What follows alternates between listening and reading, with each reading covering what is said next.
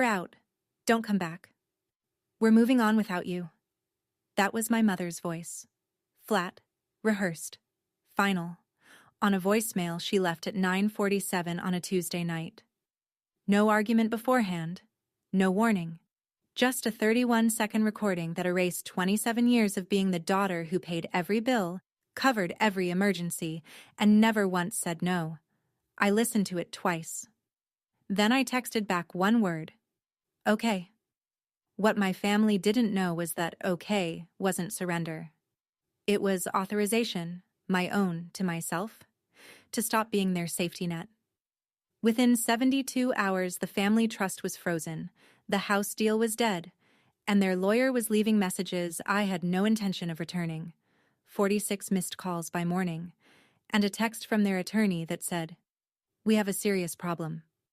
I laughed out loud, and I replied, "Before I go on, if this story speaks to you, take a second to hit like and subscribe, and drop your location and local time in the comments. I'd love to know where you're listening from. My name is Vivian. I'm 27. Now let me take you back to that Tuesday evening in October. The night of voicemail changed everything. I was sitting cross-legged on my bed in a studio apartment in Philadelphia, laptop balanced on a pillow, finishing a risk assessment report for a client whose portfolio had more red flags than a parade. That was my job, spotting danger before it arrived. Ironic, I know. My phone buzzed on the nightstand. One missed call from Mom, then the voicemail notification. I almost didn't play it. My mother rarely called me directly. She called Brooke, my younger sister, the one who still lived 20 minutes from our parents, the one whose name came up in every family group chat like a headline. When Mom needed something from me, she usually texted, 3 words max, "Call me back," or "Send money, please." But a voicemail felt different. Personal, almost. So I pressed play. Her voice came through the speaker flat and clear, like she'd practiced the words in front of a mirror. "Vivian, this is your mother. I want you to know that we've made a decision as a family. You are no longer welcome here. Don't come back. Don't make this harder than it needs to be. We're moving on without you." 31 seconds. I timed it on the playback bar. I played it again, thinking I'd missed a reason, a because or a since or even an after what you did. But there was nothing. Just the verdict. No trial. I checked our family group chat, the one Brooke had created 2 Christmases ago, the one where Mom posted casserole recipes and Dad sent blurry photos of birds from the backyard. I'd been removed. Not muted. Removed. And the chat had been renamed. The old name was The Owens Fam. The new name, I'll remember this until I die, was Us. So that's what I was now. The opposite of us. I set the phone face down on the nightstand and stared at the framed photo on my shelf. Our family at Brooke's college graduation. Mom beaming. Dad's hand on Brooke's shoulder.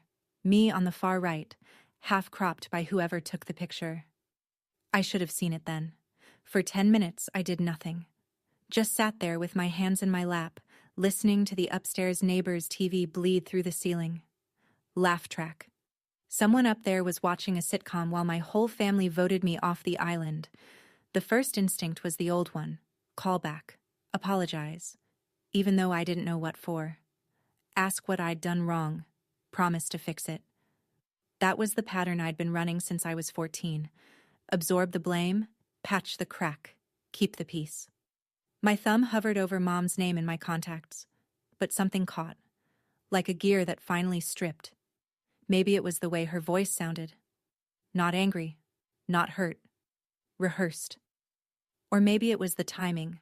I'd spent that entire afternoon recalculating the mortgage payment on the family house, the house I paid for, the house where Brooke slept in the master bedroom, and I got the pull-out couch when I visited. I lowered my thumb, opened the text thread with Mom instead, typed one word. Okay, 5 letters. I added a period. Then I hit send. The screen showed delivered. Then nothing. No typing bubbles, no callback.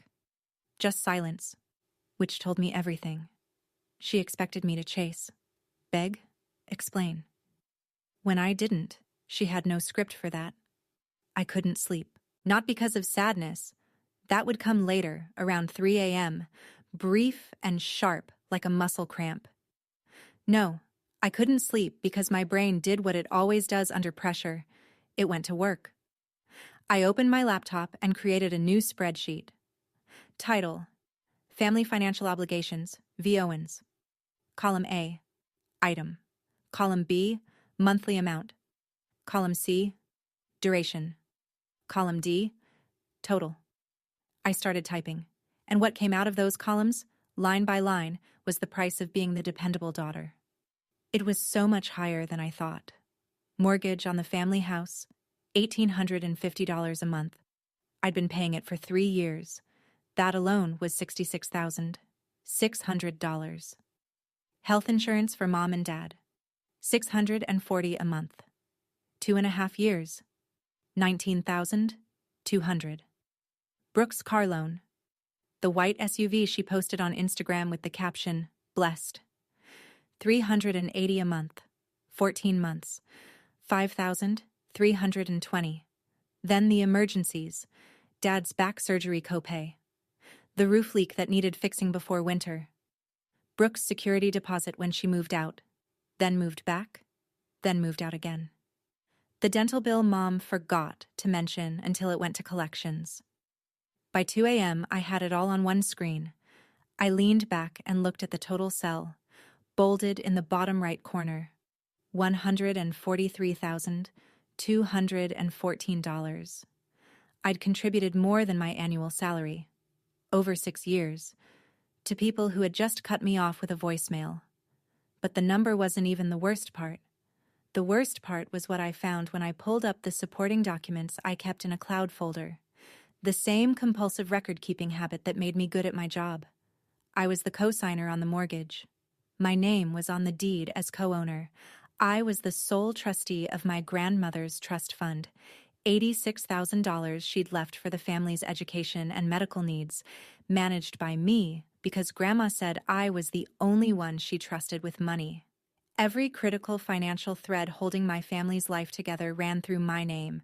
They told me to leave, but they forgot I was the foundation. I hit print. The little desktop printer hummed to life in the dark apartment, spitting out page after page of receipts, statements, and contracts. I wasn't angry yet. That would come. For now, I was just awake. For the first time in years, fully awake. Morning came gray and cold. October in Philadelphia. The kind of sky that looks like a ceiling. I made coffee on autopilot, opened my laptop, and logged into the joint checking account. This was the household account I'd set up 2 years ago to streamline bill payments, mortgage, utilities, insurance, all pulling from one place. My money went in. Everyone else's expenses went out. The dashboard loaded and I noticed it immediately. The contact email on the account had been changed. My email, vivian.owens.fin@the-provider, had been swapped out. In its place, an email I recognized. Brooks. The change was time-stamped 2 days before the voicemail. 2 days before. I sat with that for a moment. Let it settle. My sister had changed the contact information on my financial account before my mother recorded that message. The voicemail wasn't an emotional outburst, it was a scheduled step. I kept digging. In my inbox, buried under work emails, I found a forwarded notification from the title company handling the house. Subject line: Beneficiary amendment, confirmation pending. The form requested my removal from the property deed, effective upon approval. Submitted by Brooke Owens, listed as authorized family representative. I had never authorized anyone to represent me. I had never agreed to be removed from anything. My coffee went cold on the desk. I didn't touch it. Here's what I understood now. Sitting in that gray morning light with my laptop glowing and my phone still face down from the night before. Brooke didn't want me out of the family. That was just the cover story. She wanted me off the paperwork, off the deed, off the trust, off every document that proved I'd built what they lived in. The voicemail was the distraction. The real theft was happening in the filing system. And there's one thing you need to know about me. I work in risk analysis. I spot fraud patterns for a living. My sister just made the worst bet of her life. To understand what happened next, you need to understand where it started. Not the voicemail. That was the ending. The beginning was quieter. The beginning was a kitchen. I was 14. Brooke was 10. Summer break had just started, and our parents sat us down at the dining table to explain the plan. Brooke would go to art camp. 4 weeks, $300. I would stay home and watch her during the mornings before camp started and after she got back. Cook lunch, do laundry, make sure the house didn't burn down while Mom and Dad worked. I asked if I could go to math camp. There was a program at the community college, free for students with qualifying grades. I qualified. Mom shook her head. Someone has to be here for your sister. But it's free, I said. Vivian, you're the older one. You understand. I understood. I understood that Brooke got summers and I got responsibilities. That my grades weren't a source of pride. They were a forecast of future income. When I made honor roll that fall, Mom's only comment was, "Good. Keep it up. One of you needs to make real money someday." Not, "I'm proud of you." Not, "You deserve this." Just, "You'll be useful later." And when Brooke bombed her 6th grade finals that same year, the whole house rallied. Dad took her for ice cream. Mom sat with her for an hour, stroking her hair, saying, "You're more than a test score, baby." I was in the next room. I heard every word. Nobody said anything like that to me. Not because I was failing, but because I never needed comfort. I was the strong one, the steady one, the one who could handle it. Mom told me that once, directly. Phone call, sophomore year of college. I'd mentioned feeling overwhelmed. She said, "You're the strong one, Vivian. Brooke needs me more." 7 words. I carried them like a brick in my chest for a decade. My first real paycheck arrived on a Friday in June, the summer after I graduated. 21 years old, student loans already accruing interest, starting salary at a mid-size consulting firm that expected 60-hour weeks. I felt proud for about 4 hours. Mom called that evening. Dad had thrown out his back at work. Not workers' comp eligible because he was technically a subcontractor. Hospital bill, $2,000.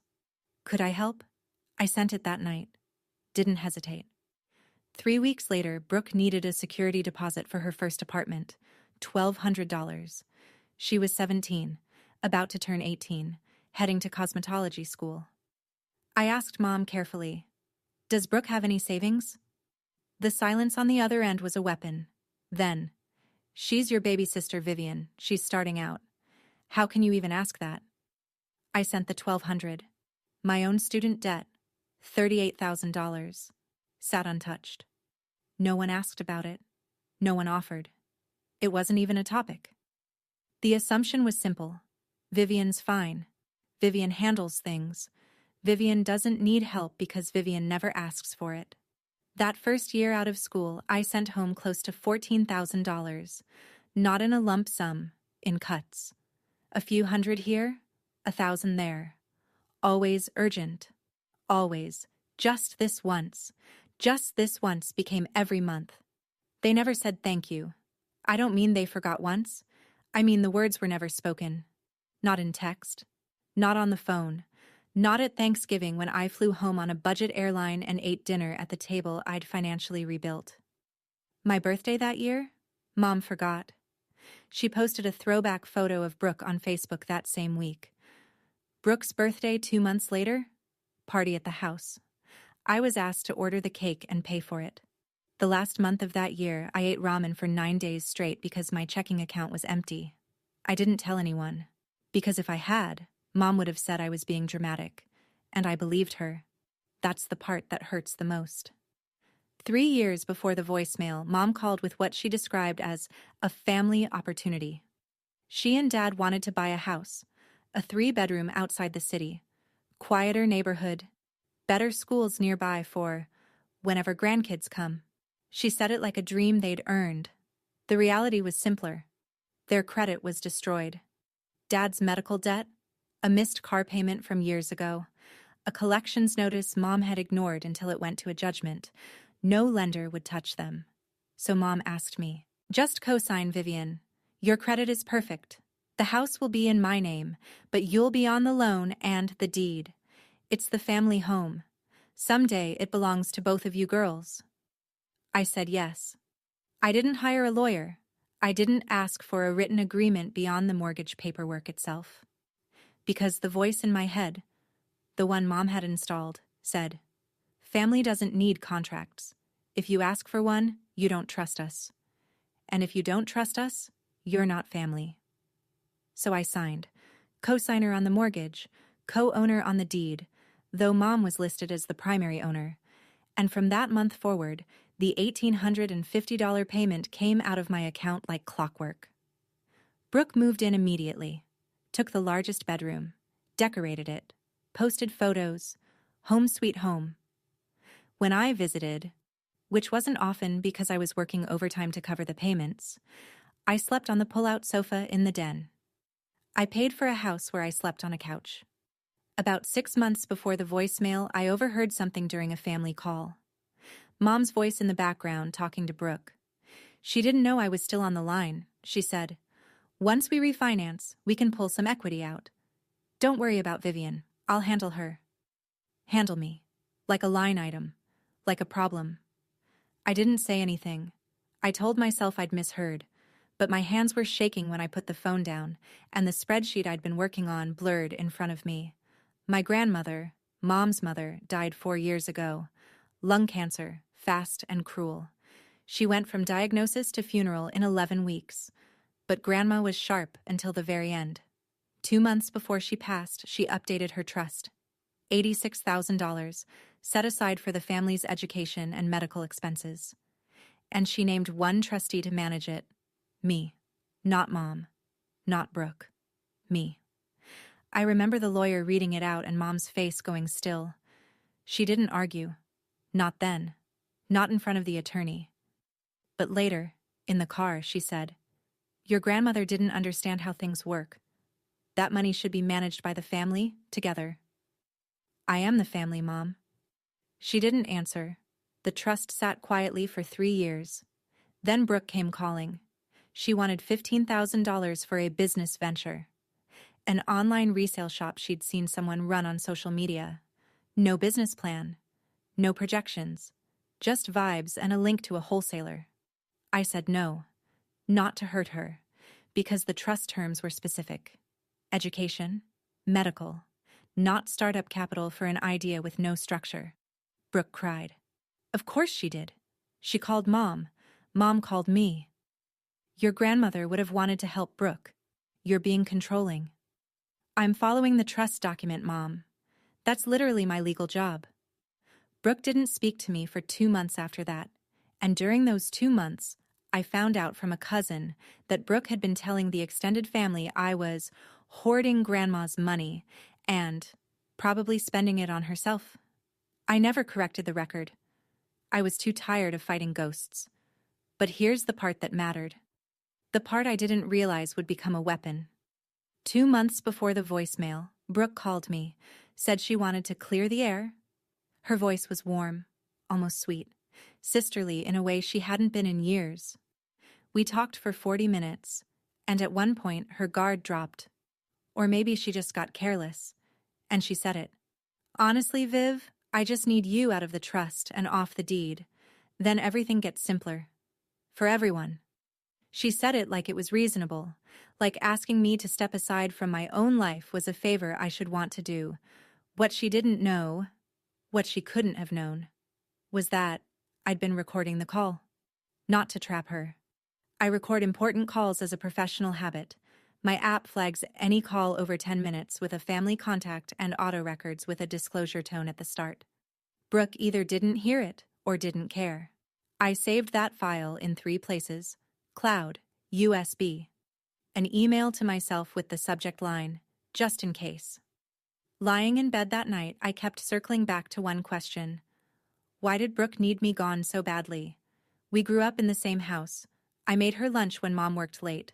I co-signed her first car. and somehow I became the enemy in a story she wrote without telling me. I still don't fully understand it. Maybe you do. If you've ever been the reliable one who got repaid with betrayal, why do you think they do it? Drop your take in the comments. Wednesday morning, 2 days after the voicemail. I walked into the office looking like I'd slept inside a paper shredder. Marcus Webb noticed before I reached my desk. He was senior to me by 7 years, a CPA with a calm voice and the kind of steady presence that made clients feel safe handing over their ugliest numbers. We'd worked on a dozen audits together. He was not the type to pry. But that morning, he pried. I'd gone to the break room for coffee, and when I came back, Marcus was standing near my desk. Not sitting, standing, like something had stopped him mid-step. My laptop screen was still open. The spreadsheet was still up. Family Financial Obligations, V. Owens. The total was bolded at the bottom. He looked at me, then at the screen, then back at me. Viv. His voice was low. I don't want to overstep. But that spreadsheet? Is that money you're owed or money you gave away? I could have lied. Could have said it was a client file, a mock-up, a template. But I was running on 4 hours of sleep and the fumes of a decade's worth of being fine, and something in the way Marcus asked, direct, no judgment, no filler, cracked the seal. I told him, not everything, just the outline, voicemail, removed from the group chat, the house, the trust, the number. Marcus didn't react the way most people do. He didn't gasp or shake his head or say, "That's terrible." He went quiet. And when Marcus goes quiet, it means he's calculating. 10 seconds passed. Then he said something that rearranged the furniture in my head. "Vivian, I've been where you are. Different details, same architecture. My father pulled something similar when I was 29, and the thing I wish someone had told me sooner is this. You don't need to call them back. You need to call a lawyer." He wrote a name on a sticky note and slid it across my desk. Janet Aldridge, real estate and trust attorney, a Philadelphia number. I looked at the sticky note, then at Marcus. She's good? She's the one who kept me from losing my house. I put the note in my wallet. It stayed there for exactly 7 hours, the time it took for me to find what I found next. That evening, I sat down with every document I had and went through them the way I'd go through a client's portfolio, line by line, looking for what didn't match. I pulled up the email from the title company again, the one requesting my removal from the deed. I'd noticed it that first morning but hadn't looked closely at the attachment. Now I opened it. The form was standard. A beneficiary amendment request. At the bottom, 2 signature lines. One for Donna Owens, primary owner. One for Vivian Owens, co-owner. Both lines were signed. I zoomed in on my signature, and my stomach went cold. It was close. Someone had studied my handwriting. The slant was right, the size was right, even the little tail I leave on the N in Vivian was there. But the O in Owens was wrong. I write my capital O with an open loop, a habit from years of signing financial documents quickly. This O was closed, sealed shut. A small thing, the kind of thing only I would notice. But I noticed. Someone had forged my signature to remove me from the deed of a property I'd paid over $66,000 toward. I checked the submission details on the form, submitted electronically by Brooke Owens, authorized family representative. Submission date: 3 days before the voicemail. 3 days before. I sat back in my chair and let the timeline build itself. First, Brooke submits the forged document to remove me from the deed. Then, she changes the contact email on the joint account. Then, only then, Mom sends the voicemail. This wasn't a family falling apart in the heat of the moment. This was a sequence, a plan.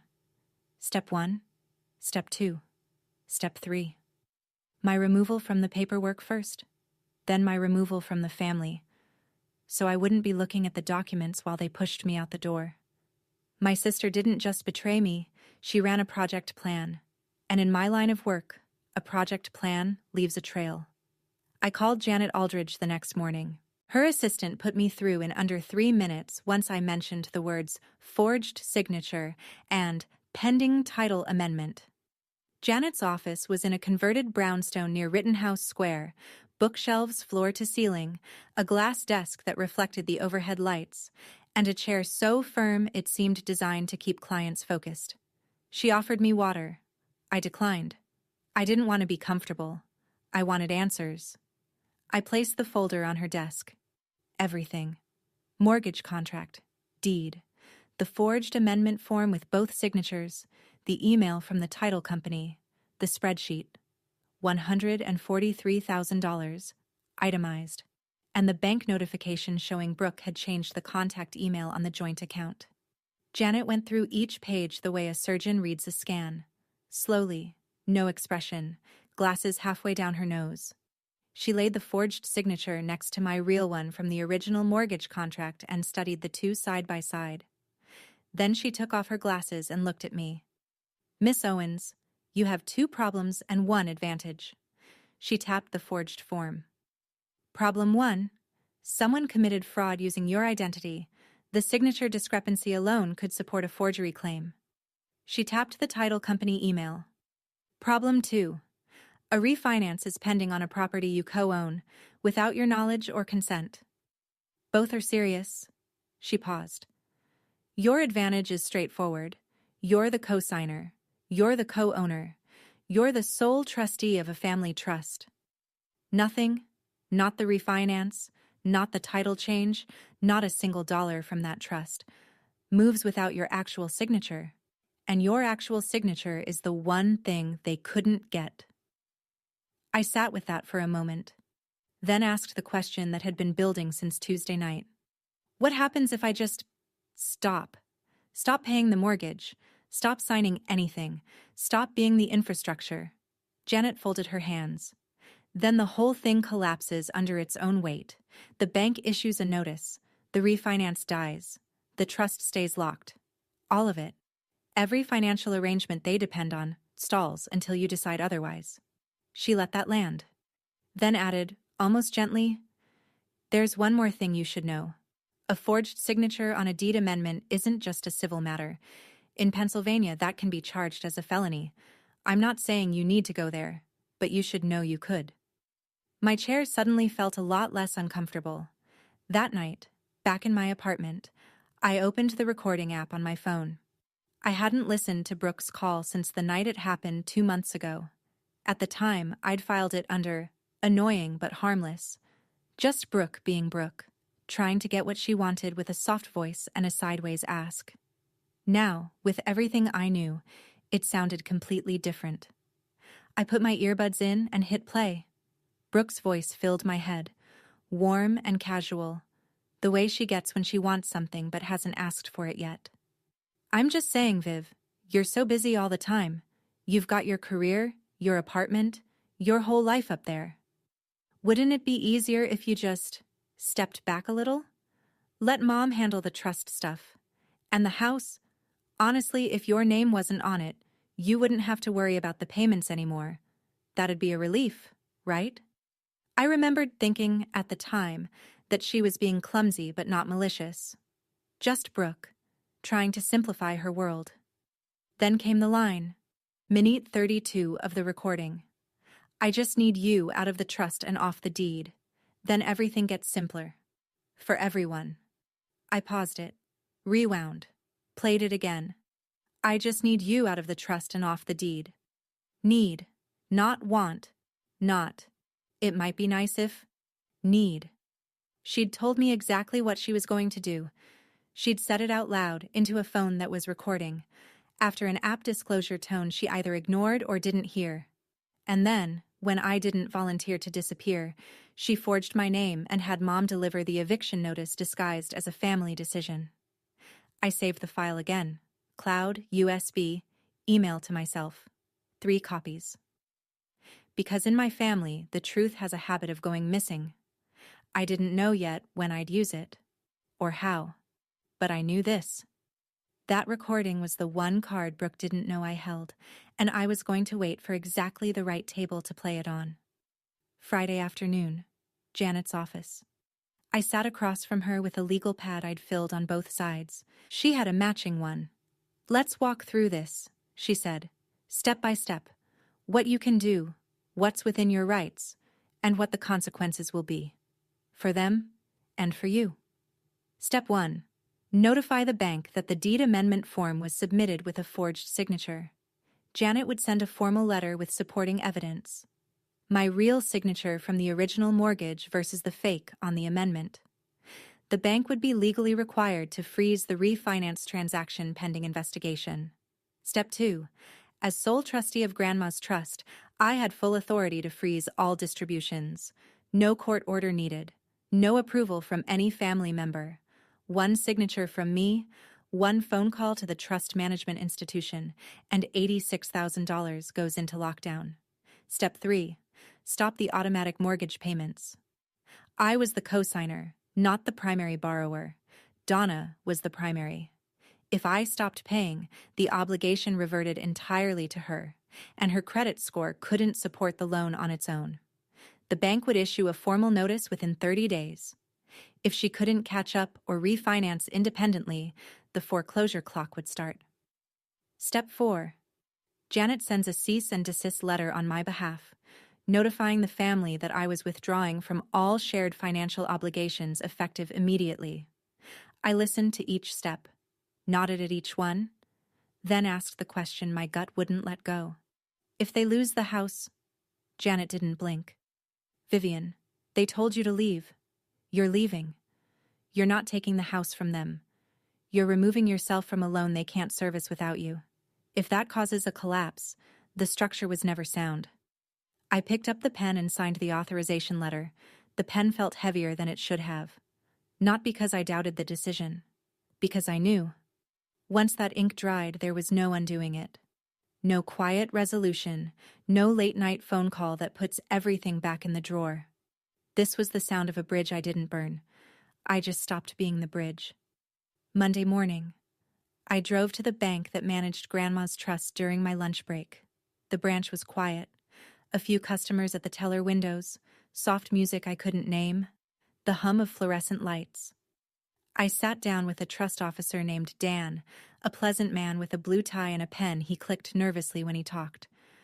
I presented my trustee documentation, photo ID, the original trust instrument, a letter from Janet confirming my legal standing. Dan reviewed it all, clicking his pen exactly 14 times. Then he looked up. "Miss Owens, you are the sole trustee on this account. No other signatories, no co-trustees, no secondary beneficiaries with withdrawal authority." Click. "What would you like to do?" "I'd like to place a full freeze on all distributions from this trust, effective immediately. No withdrawals, no transfers, no disbursements until I authorize them in writing." He blinked. "Any particular reason?" "I have concerns about potential unauthorized access. I'd like to conduct a review of all activity before allowing any further movement." That was language he understood. He typed for 2 minutes, printed a form, slid it across the desk. I signed it. $86,000. Locked. Dan said, "You'll receive a confirmation email within the hour. No one else will be able to access these funds without your written authorization and a notarized release." "Thank you, Dan." I walked out into the October sun. The air was sharp. Leaves were turning. I stood on the sidewalk for a moment and felt something I didn't expect. Not triumph, not satisfaction. Lightness. Like setting down a suitcase I hadn't realized I'd been carrying through every doorway for 4 years. This was step 1. The trust was secure. Grandma's money was safe. But the real earthquake was still coming, because when Brooke tried to access that account, and she would try, I was sure of it, she'd hit a wall she couldn't charm, cry, or forge her way through. And that wall would have my name on it. Tuesday, Janet's paralegal sent 3 emails before noon. The first went to the mortgage lender.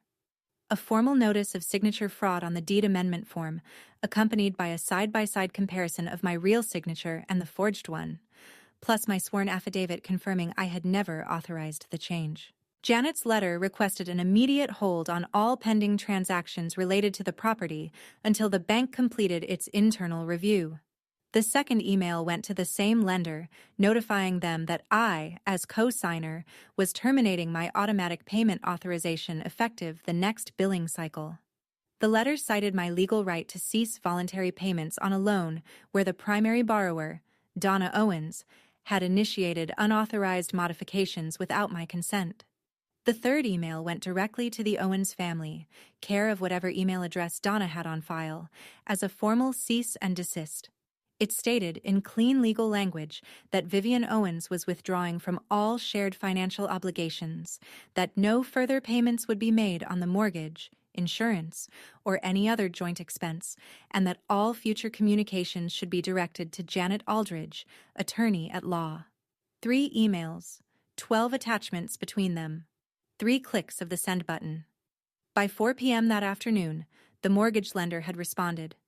The refinance transaction was frozen, pending a fraud investigation. The deed amendment was flagged. No changes to the property title would be processed until further notice. I sat in my car in the parking garage after work. Engine off, hands on the wheel. They were shaking, not from fear, from the strange vertigo of doing something irreversible. In 48 to 72 hours, those letters would land. Mom would find out the mortgage payment didn't come. The refinance was dead. The trust was locked. The insurance cancellation notice would arrive within 30 days.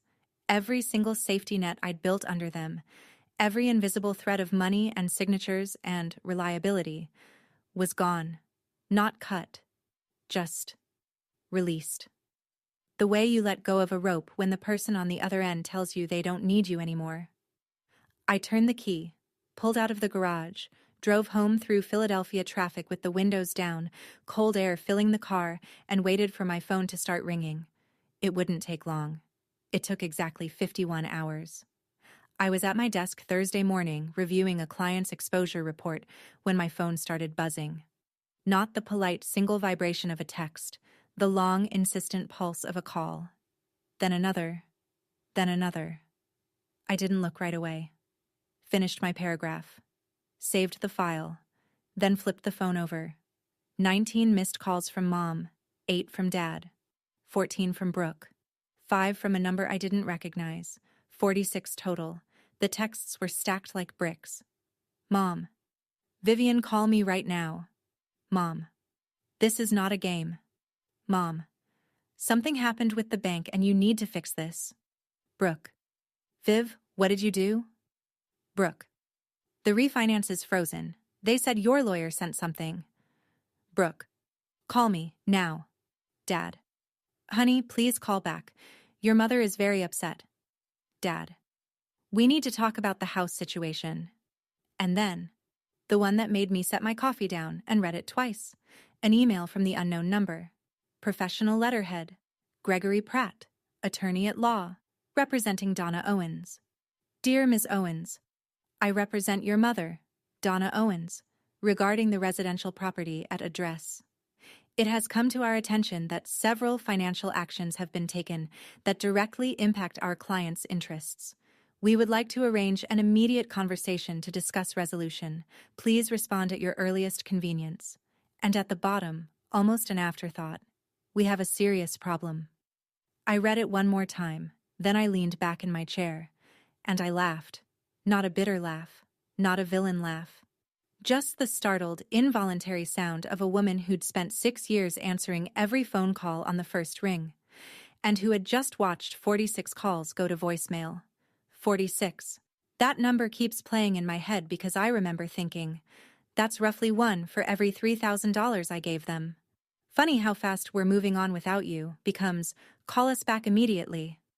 I picked up my phone, opened the email from Gregory Pratt, and forwarded it to Janet. Then typed one line in the body of the forward. Let's schedule the meeting. Brooke didn't wait for the meeting. She never was patient. The texts started rolling in Thursday afternoon, one after another, spaced just far enough apart to suggest she was pacing while typing. Viv, I don't know what you told the bank, but you need to undo this. Mom is spiraling.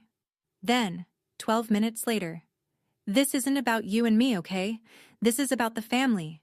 You're putting Mom and Dad in a really dangerous spot right now. 20 minutes after that. I never wanted any of this to go this far. You know that. We were just upset.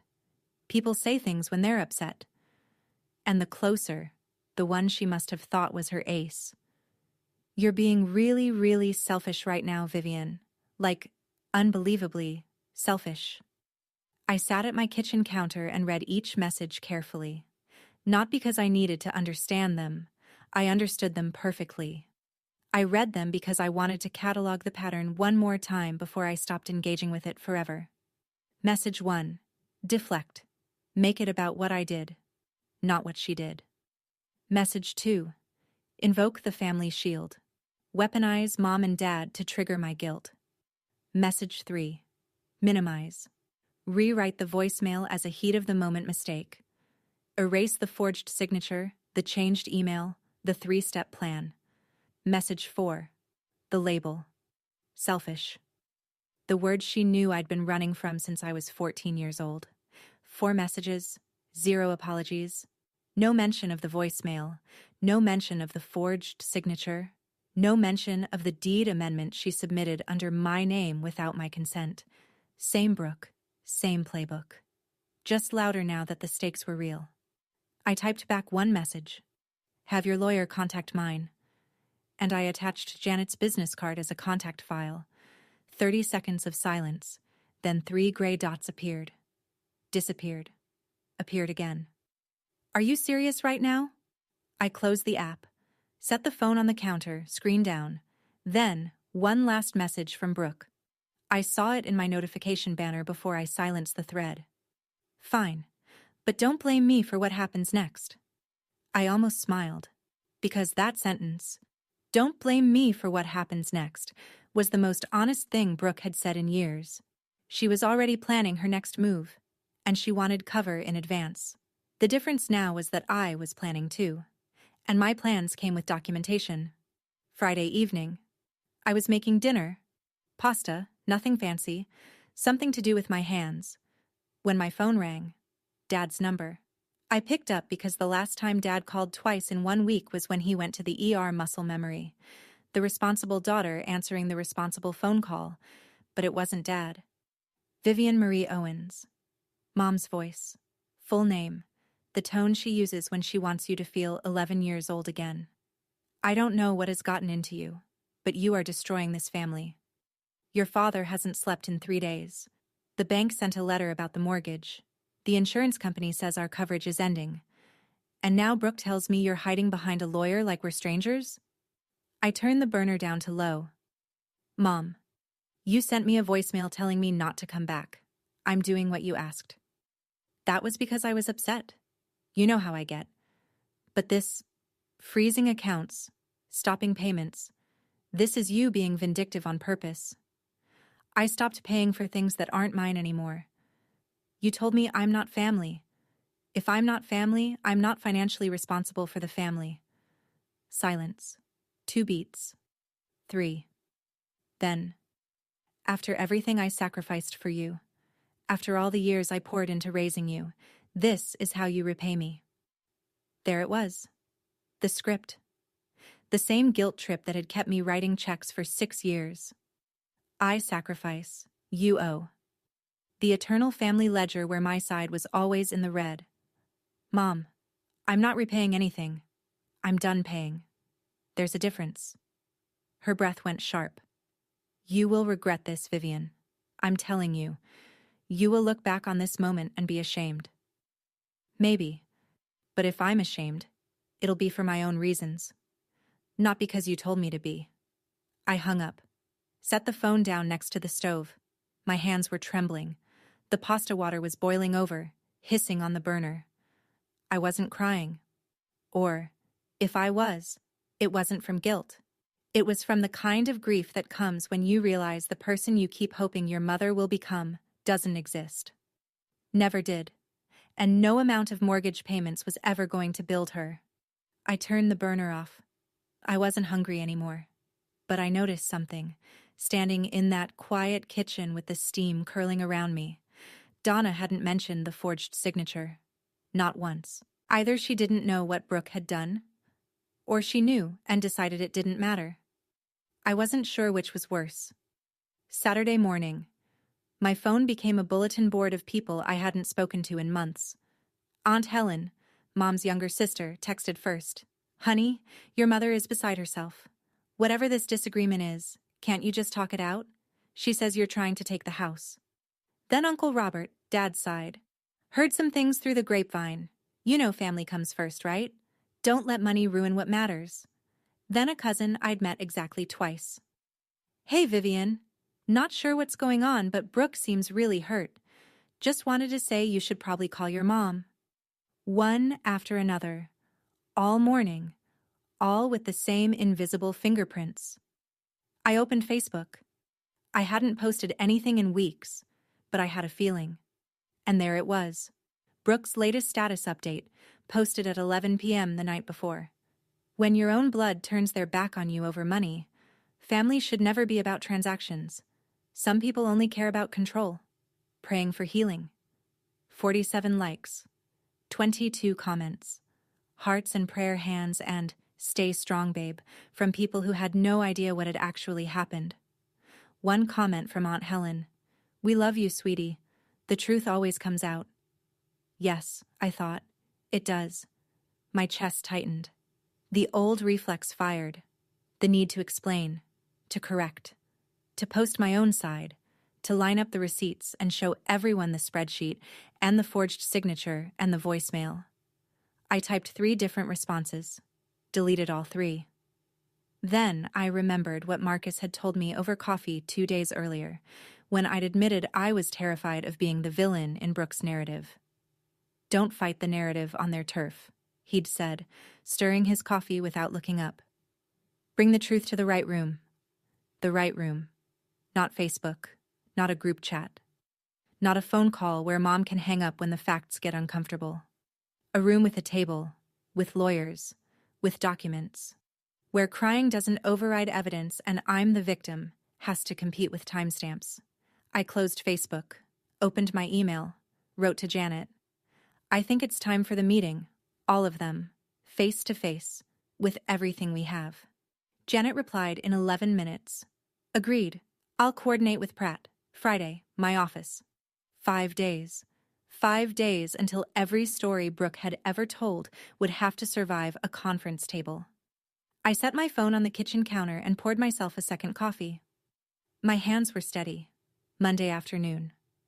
Janet called me from her office on speakerphone so I could listen. She'd reached Gregory Pratt. The conversation was polite the way a chess game is polite. Controlled moves, measured language, nothing wasted. "Mr. Pratt, I represent Vivian Owens. As you know, my client is co-signer on the mortgage and co-owner on the deed for the property your client occupies. She's also the sole trustee of the Margaret Owens Family Trust." "I'm aware of the financial arrangements," Gregory said. His voice was careful, lawyerly. "Then you should also be aware that a deed amendment form was submitted to the title company bearing my client's signature, a signature my client did not provide. A side-by-side analysis shows clear discrepancies. The bank's fraud department has flagged the document and frozen the pending refinance." Silence. I counted. 1, 2, 3, 4, 5, 6, 7, 8. 8 seconds of dead air from a man who bills $400 an hour. "Are you saying," Gregory said slowly, "that my client submitted a forged document?" "I'm saying a document bearing a signature my client did not execute was submitted under her name. The title company and lender have both been notified. The bank's investigation is proceeding independently of our office." More silence. Then Gregory's voice, noticeably tighter. "I'll need to confer with my clients about this. I'd recommend doing that soon, Mr. Pratt, before the bank's fraud division does it for you."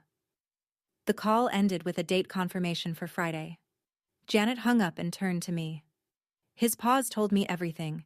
He didn't know about the forged signature. She folded her hands on the desk. "That means either your mother didn't tell her own lawyer or your mother didn't know. If Donna didn't know, then Brooke did this on her own. And didn't tell anyone."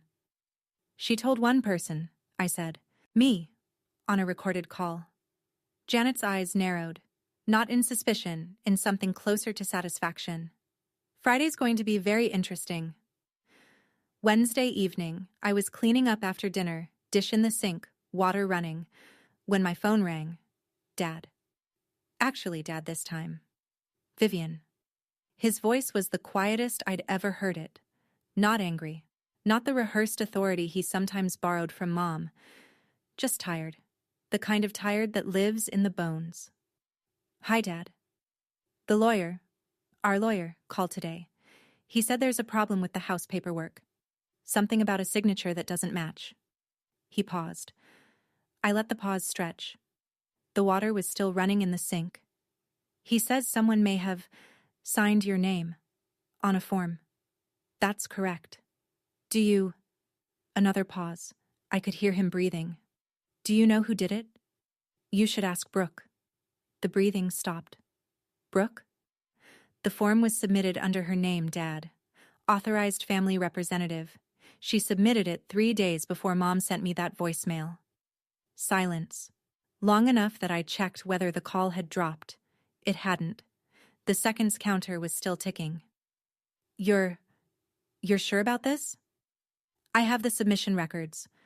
My lawyer has the signature comparison. The bank has flagged it for fraud investigation. Yes, Dad. I'm sure. I heard something through the phone. A chair creaking. Like he'd sat down hard. Or maybe it was his knees. Let me talk to your mother about this. And there it was. The sentence he'd said 100 times across my lifetime. Let me talk to your mother. The eternal deferral. The man who never quite got around to having his own opinion before clearing it with Donna first. Dad, I'm not calling for permission. I'm not asking you to fix it. You asked me a question and I answered it. If the family wants to resolve this, it happens Friday. Janet's office. With documentation. Vivian, I love you, Dad, but I'm done talking through walls. I hung up. The water in the sink had gone cold. I dried my hands and stood in the kitchen for a long time. What struck me wasn't anger. It was something sadder. The sound of my father realizing, at 59 years old, that the wrong daughter had been telling the truth all along, and that he'd spent decades choosing not to check. Thursday, Janet's assistant sent the formal invitation to Gregory Pratt's office, a meeting at Janet's conference room, Friday at 2 p.m. Attendees: Vivian Owens, Donna Owens, Raymond Owens, Brooke Owens, Janet Aldridge, Gregory Pratt. Janet and I reviewed the ground rules together. If I was going to sit across from my entire family for the first time since the voicemail, I needed structure, not emotion. Structure. Rule 1. No shouting. If any party raised their voice, the meeting would be adjourned immediately. This was a professional discussion, not a kitchen table argument. Rule 2. Claims require documentation. Anyone could say anything. But if they wanted it taken seriously, they needed paper to back it up. Rule 3. I would present first. Uninterrupted. My case, my timeline, my evidence. Questions after. Gregory agreed to all 3 terms within the hour. He didn't push back on a single one, which told me something important. His clients needed me more than I needed them. They needed my signature, my payments, my cooperation. Without those, they were staring down a frozen refinance, a lapsed insurance policy, a locked trust fund, and a mortgage they couldn't carry alone. I prepared my folder the way I prepare a client portfolio. Organized, labeled, devastating. Tab 1. The spreadsheet, $143,000. Tab 2. The forged signature, side by side with the original. Tab 3. The email trail showing Brooke's unauthorized changes to the joint account. Tab 4. The timeline. Deed amendment, email change, voicemail, group chat removal. All dated, all documented, and tucked inside the back cover, in a small envelope, a USB drive with the recording. I hadn't decided whether to play it. That would depend on what happened in the room, on whether Brooke would tell the truth or whether she'd do what she always did. Marcus texted that evening. Ready for tomorrow? I typed back. Folders packed, hands are steady. He replied, You don't owe them an explanation. They owe you one. Go get it. I set my alarm for 6 a.m., laid out my clothes, Drank chamomile tea, which I hate, because someone once told me it helps with nerves. It didn't. But the folder on my nightstand did. Friday, 2 p.m. Janet Aldridge's conference room on the 3rd floor of the brownstone. Glass walls, a long walnut table, 6 leather chairs, and a water pitcher no one would touch. I arrived 10 minutes early. Set my folder on the table. Aligned the edges. Janet sat to my left, laptop open, notepad ready. Neither of us spoke.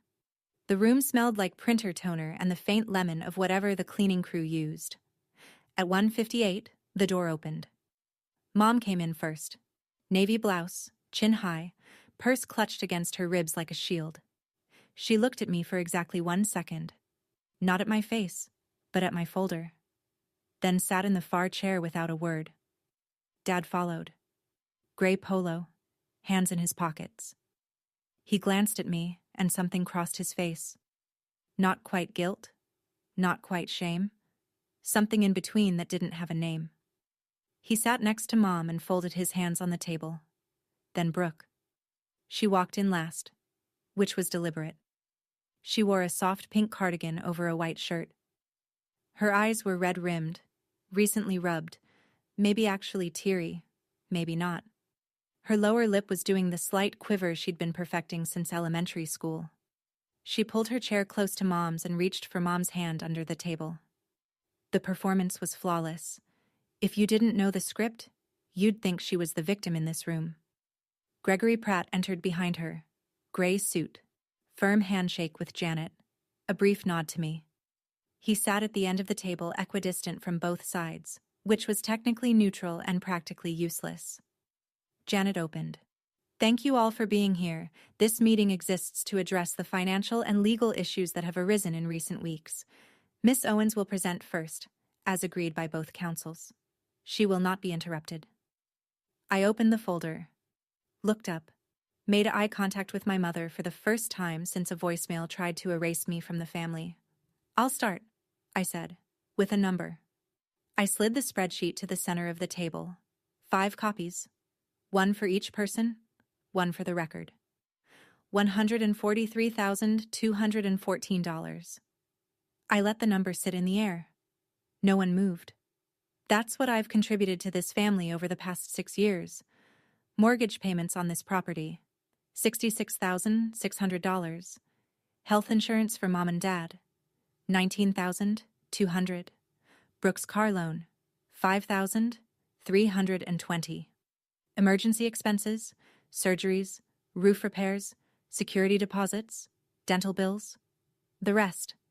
Every payment is documented. Dates, amounts, account records. It's all on this sheet. Mom's eyes moved down the page. I watched her scan each line, the way you watch someone read a medical report they weren't expecting. This is what I gave, I said. Not as a loan, not under contract. Just because I was asked, and because I believed that's what family meant. Mom opened her mouth. Janet raised one finger, calm, firm. Mrs. Owens, you'll have your turn. I pulled the second document from the folder. 2 sheets, side by side.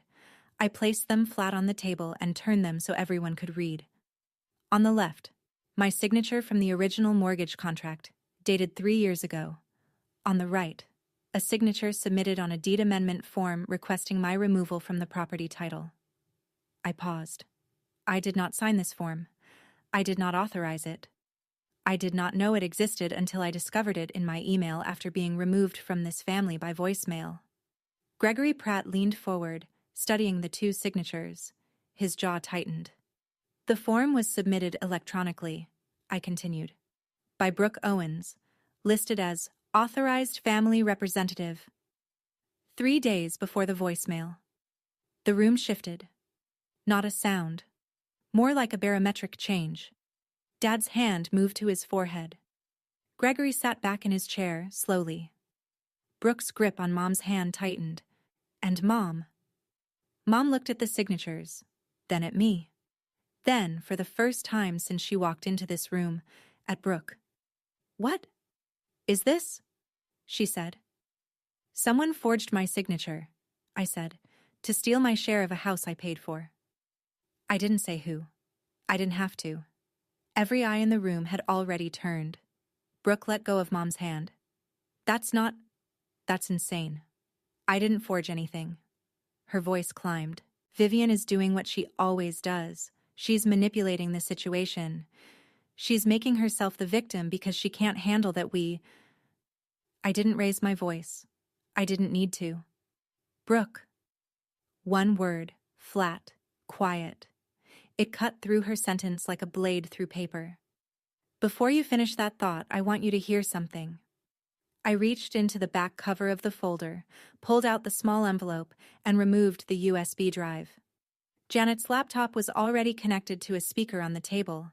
I plugged it in, found the file, and hovered the cursor over the play button. This is a recording of a phone call between you and me, 2 months before the voicemail. The call was disclosed at the start. My app plays an audible notification tone. If you'd like to dispute its authenticity, Mr. Pratt can have it verified. Brooke's face went white. Not red. White. The kind of white that happens when blood retreats from the surface. I clicked play. The room filled with Brooke's voice. Warm, casual, coaxing.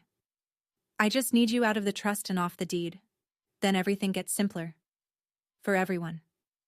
The recording ended. No one moved. I looked at Donna. She was staring at the speaker like it had physically struck her. Her lips were slightly parted. No words. I looked at Dad. His eyes were closed. His hand was still on his forehead. I looked at Gregory Pratt. He had placed his pen on the table and folded his hands, the universal posture of a lawyer recalculating his position. And I looked at Brooke. She was looking at Mom, searching for the lifeline that had always been there. The immediate defense. She didn't mean it. The instant redirect of blame onto me. Mom didn't look back. 15 seconds of silence. I counted them the way you count the seconds between lightning and thunder, waiting to learn how close the strike was. It was the loudest my family had ever been. Then Brooke broke. That's out of context. I didn't mean it like that. I was just talking. Just saying things. People say things. Janet's voice was steady as a scalpel. The recording is timestamped 2 months before a forged document bearing Ms. Owens' signature was submitted to remove her from the deed. The context, I'd say, is remarkably clear. Brooke turned to Mom again. Her lip trembled. Real this time. Or maybe not. I couldn't tell anymore. Mom, you believe me, right? She's twisting everything. She always does this. Donna Owens did not look at her younger daughter. She was staring at the spreadsheet, at the column labeled total, at the number at the bottom that represented 6 years of her eldest daughter's life, converted to dollars and cents, paid without a single thank you. She said nothing. And in that silence, in that precise, devastating silence, something shifted in the room that could never be shifted back. I closed the folder. Slowly. The sound of the cover meeting the back page was the only noise in the room. Donna turned to me. Her voice was different now. Smaller. Vivian, I didn't know about the signature. I swear to you, I didn't know. I believe you didn't know about the signature, Mom. She exhaled. But you knew when you recorded that voicemail. You knew when you removed me from the group chat. You knew every time Brooke told you a story about me, and you never once called to ask if it was true. You chose a version that was comfortable, and I paid the price for it. In dollars, in years, in every holiday where I sat at the far end of the table and told myself it was fine. Donna's chin dropped. Not a nod. More like something inside her gave way by a fraction. I stood up. Here's what happens now. I kept my voice even. Professional. The way I deliver a risk assessment to a client when the numbers are bad and there's no soft way to say it. The trust will be transferred to a professional management firm. I'm stepping down as trustee, but the terms Grandma set will be enforced. Education and medical only, no exceptions.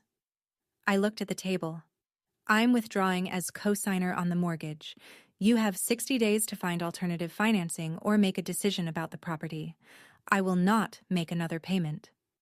I looked at Gregory Pratt. Regarding the forged signature, I won't be filing a criminal complaint. This time. But every document, every recording, every communication has been preserved and is held by my attorney. I looked at Brooke. She was staring at the table, cardigan pulled tight around her. The red-eyed performance finally collapsed into something real. Or at least, something closer to it. Brooke, I don't hate you. But I don't trust you. And I don't have to. I picked up my folder, nodded once to Janet, walked to the door. Dad's voice, cracked and low. Vivian. I paused with my hand on the handle, didn't turn around. 60 days, Dad. Use them well. The door clicked shut behind me. My heels echoed down the hallway, steady even, unhurried. I didn't look back. Not because I was angry, because there was nothing behind me I hadn't already said. Walking to my car afterward, I wondered if I should have handled it differently, been softer, given them more time, tried one more phone call before pulling everything. Part of me still wanted to believe a conversation could have fixed this, but every conversation for 6 years had ended the same way. Me apologizing for someone else's lie. Would you have given them another chance? Or would you have walked out of that room the same way I did? Tell me. I genuinely want to know. 72 hours after the meeting, the pieces fell exactly where gravity said they would. The house. Without me as co-signer, the family's refinance was permanently dead. The bank sent a formal notice. Donna Owens had 90 days to either resume full mortgage payments on her own, secure a new co-signer with qualifying credit, or face the beginning of foreclosure proceedings. Donna's credit score couldn't carry the loan solo. Not even close. The trust. Transferred to a licensed fiduciary firm in Philadelphia within 1 week of the meeting. Every dollar accounted for. Every withdrawal now subject to third-party review against Grandma's original terms. Brooke couldn't charm, cry, or forge her way to a cent of it. The insurance. My cancellation notice took effect on the 30-day mark. Mom and Dad's health coverage lapsed on a Wednesday. By Thursday, Donna was on the phone with the marketplace, learning for the first time what insurance costs when someone else isn't paying for it. Nearly double what I'd been covering. The lawyer, Gregory Pratt, formally withdrew from representing the Owens family 10 days after the meeting. His letter to Donna cited irreconcilable factual discrepancies, polished legal language for "your daughter committed fraud and you didn't tell me." They were now without counsel, and the social narrative, the one Brooke had built so carefully on Facebook, began to crack. Aunt Helen called Mom after the meeting and asked pointed questions. A cousin on Dad's side texted me directly. "I heard there were forged documents. Is that true?" I didn't respond. I didn't need to. The facts were doing their own press tour. None of this was revenge. I want to be clear about that. I didn't engineer a collapse. I removed myself from a structure that was only standing because I was holding it up. When I let go, it did what any unsupported structure does. It buckled. Not because I pushed it, because it was never built to stand on its own. 3 weeks after the meeting, a Sunday afternoon. I was reading on my couch, an actual book, paper pages, no screen. When Dad called. His voice was thinner than usual, like someone had stretched it over too many sleepless nights. "Vivian, I've been meaning to call." "Hi, Dad. I want to say, I'm sorry, I know I should have said it sooner. I should have asked questions when your mother sent that voicemail. I should have looked at the paperwork myself instead of just trusting that someone else had it handled." I waited. Because with Dad, the apology always came with the second paragraph. "But, sweetheart, is there any way you could give us more time with the house? Your mother is looking into options, but 90 days it's not a lot. If you could just extend the co-signer arrangement for another few months, until we figure out." "Dad." He stopped. I heard the apology. I appreciate it. I do. But I also heard the but. You're not calling because you're sorry. You're calling because the family needs my signature again. Silence. Then quietly, "Both, Vivian. It's both." "Maybe it is, but the answer is the same. The 60 days I gave at the meeting are still in effect. Nothing changes. Your mother is terrified of losing the house. Then Mom should talk to a financial advisor, not to me. More silence. Then the thing that hit hardest. Not his words, but the sound of his exhale. Long, deflated. The sigh of a man who knows he's asking the wrong daughter to fix a problem the other daughter caused but lacks the spine to say it out loud. I understand, he said finally. Dad? Yeah. I love you. That hasn't changed, but love doesn't mean I light myself on fire to keep someone else warm. Not anymore. He hung up without saying goodbye. Just a click, and then nothing. The same abrupt silence that had been his answer to every hard question my entire life. I set the book down, stared at the ceiling. He'd apologized and asked for a favor in the same breath. And the worst part was that I think he genuinely meant both. The sorry and the ask. He just didn't understand that one cancels out the other. Or maybe he did. And that was the saddest part of all. 3 months later. The leaves were gone. First frost had come and gone. Philadelphia was doing what Philadelphia does in January. Cold, gray, stubbornly alive. I was sitting in a coffee shop near my office on a Saturday morning, laptop open but idle, watching people through the window. A normal Saturday. Unremarkable. And that was the point. For the first time in my adult life, unremarkable felt like a luxury. The mortgage money, $1,850 a month, was going into my savings account now. I had an emergency fund for the first time ever. I was paying down my student loans ahead of schedule. I'd booked a flight to Portland for a long weekend in February, just because I wanted to see the ocean. I'd never booked a trip just because I wanted to before. Brooke and I hadn't spoken since the meeting. Not a text. Not a voicemail. Not even a like on a photo. Complete silence. I checked her Facebook once, out of habit. She'd posted a new status. Starting over. No context. No mention of me or the house or any of it. Just the curated version of her life, sanitized for an audience that didn't know the backstory. I scrolled past it and felt nothing. And that nothing, that clean, quiet emptiness where guilt used to live, was the closest thing to freedom I'd ever known. Mom called once, about a month after the meeting. Her voice was different. Not warm exactly, but the sharp edges had been sanded down. She asked how I was. I said fine. She said okay. The call lasted 90 seconds. She didn't guilt-trip me. She didn't ask for money. She didn't mention Brooke. It wasn't healing. It was a ceasefire. And for now, that was enough. Dad texted on my birthday. 3 words. Happy birthday, Vivian. First time in years. No exclamation point. No emoji. Just my name and an acknowledgement that I existed. It was the smallest possible gesture, but it was his. The house sold 6 weeks after the meeting. Donna listed it when it became clear no one would co-sign a new loan. I signed the paperwork to release my name from the deed. The real paperwork, this time, with my actual signature. I didn't take any proceeds from the sale. The deed listed Donna as primary owner and the equity was hers. I'd already calculated the loss. $66,000 in mortgage payments toward a house I never lived in. I wrote it off. Not on my taxes, but in my head. A tuition payment for the most expensive lesson I ever learned. Marcus met me for coffee that afternoon. He slid into the seat across from me, took one look at my face, and said, "How do you feel?" I thought about it. Really thought.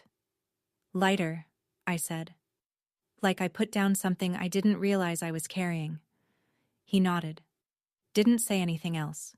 He didn't need to. For the first time in 6 years, every dollar I earned was mine.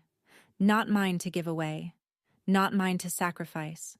Not mine to use as proof that I deserved a seat at a table I was already paying for. Just mine.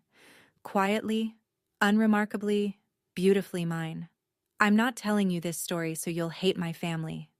I'm telling you because somewhere out there, right now, someone is sitting with their phone in their hand, staring at a transfer confirmation for money they can't afford to send to someone who has never once said thank you. And they're telling themselves the same thing I told myself for 6 years. It's fine. They're family. This is what family does. Brooke isn't a monster. She's a person who learned, very young, that lying gets rewarded and crying unlocks doors. Nobody ever made her stop. Nobody ever showed her a consequence that stuck, until the consequence wore my name and came with a lawyer. Mom isn't evil. She's a woman who built her identity around control, around being the center of a family that obeyed a script she wrote. When I stopped following the script, she didn't know how to respond with anything other than force. That voicemail wasn't cruelty. It was panic disguised as authority. Dad isn't a villain. He's a man who spent his whole life choosing silence over confrontation, and one day realized that silence has a price too. He's still learning that. I think he might get there. I hope he does. And me? I'm the woman who finally understood that the word family is not a blank check. That loving someone does not mean funding their life while they erase yours. That boundaries are not punishment. Boundaries are truth, delivered without apology. I don't know what my family looks like a year from now. I don't know if there will be a Thanksgiving I attend or a phone call that feels like home. I don't need to know. For the first time, I'm not building my life around their answer. So I'll ask you this, and I genuinely want to know. If the people who are supposed to love you the most told you to leave, would you fight to stay, or would you finally let them see what life looks like without you? Let me know in the comments. I read everyone. Thank you for staying with me through this whole story. If any part of it hit close to home, if you've ever been the one holding everything together while being told you weren't enough, I see you. Drop a comment and tell me your story. I read every single one. And if you haven't already, hit that subscribe button so you don't miss what's coming next. There's another story linked in the description about someone who was told they'd never make it on their own. They proved every single person wrong in the most satisfying way. I'll see you there.